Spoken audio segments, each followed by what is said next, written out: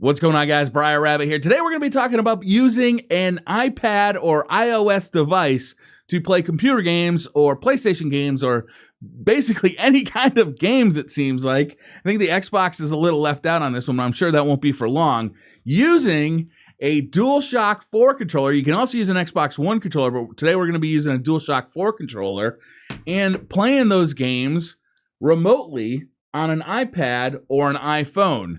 I've been doing this for the last few weeks, and I got to tell you, I've been having a blast. My Switch has gotten a break for portable gameplay, and using a DualShock 4 controller on an iPad or iPhone actually works super good and overcomes a lot of the shortcomings that were previously involved when using remote play or even just gaming on an iOS device. Previously, you had to use what was called a made-for-iPhone controller, and they weren't very good. They didn't have all the features that you needed. For instance, you couldn't click the thumbsticks in on one of those controllers. So if you wanted to play a PlayStation game or a Steam game, sometimes the control option just wasn't there. You'd have to, map it to be on the screen, and that wasn't real good. But now with iOS 13 and with iPad OS, Apple has actually put in support for DualShock 4 and Xbox One controllers, which is amazing. Now, if you want to use an Xbox One controller, you have to have the wireless version of the Xbox One controller. But frankly, any DualShock 4 controller will work. So if you got an older one kicking around, or if you got one you don't use that often, this is perfect. You can pair it with your iPad or iPhone and play a ton of games. So today we're going to walk through how to do that. It's actually really easy. But again, you have to have iOS 13 or iPad OS on your device. Right now, those are planning on coming out in September, but that's not a big deal. You can install the public beta of those operating systems right now. You just go to, you can Google that. It's really easy to do. Now, they're not as stable as running like a full release software. So for me, I didn't do this on my iPhone because I use my iPhone all the time, but my iPad is really a media consumption device. So it was no problem for me to install iPad OS on my iPad. So far I haven't run into any problems, but to get a DualShock 4 controller working on your iPad, you absolutely have to have the iPad OS, the newest version, and right now the public beta is the newest version. All right, so first thing you're going to do is you're going to download Steam Link from the iOS store. You're going to open that up, and you are going to go to Settings and Computer, and it's going to scan your local network for computers that have Steam installed on them. Once you find that computer, you just simply select it. You can also run a network test if you'd like to see if your network is actually capable of running games over it. Because basically what you're doing here is you're going to be using a controller. The controller is hooked up to your iOS device.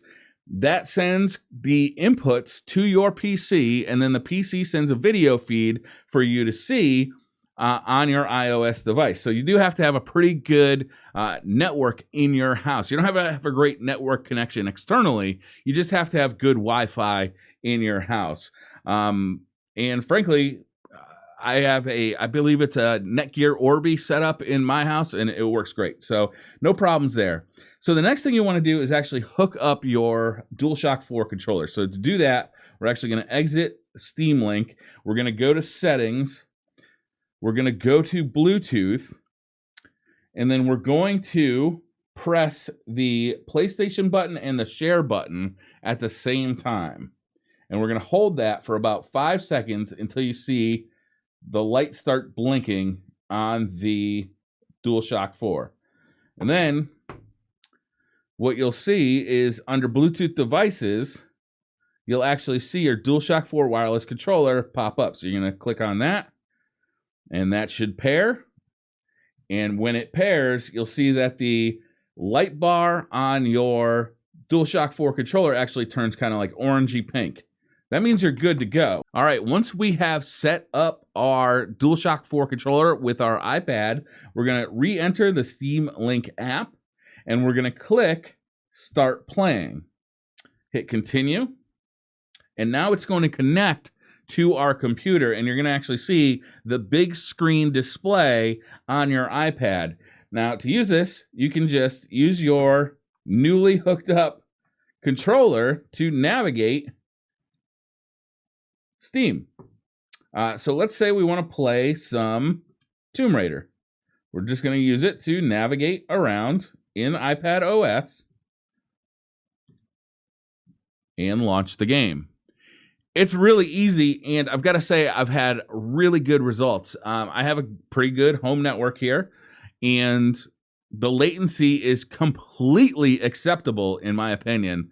I've played Bloodstained. I've played a lot of Bloodstained this way, and I've played quite a bit of Tomb Raider this way as well. And really, it's been a really good experience. All right, just as proof of concept and to show how well it works, you can see I've loaded up a game here. I can run Lara around in Tomb Raider. And I gotta say, it really works very well. There is latency for sure, but you don't especially notice it, especially if your network connection is very strong.